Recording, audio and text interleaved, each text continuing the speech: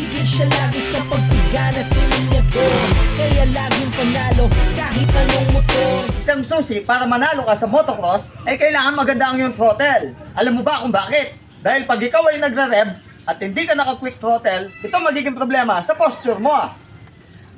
Ayan, aabot na rito ang iyong kamay. At pag umabot dyan ang iyong kamay, medyo hirap na ang iyong wrist, baka mapilayin ka.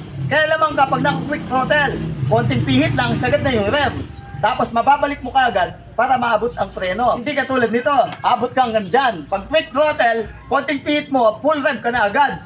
Talagang lamang ka pagdating sa posisyon at mataas ang chance ang manalo ka.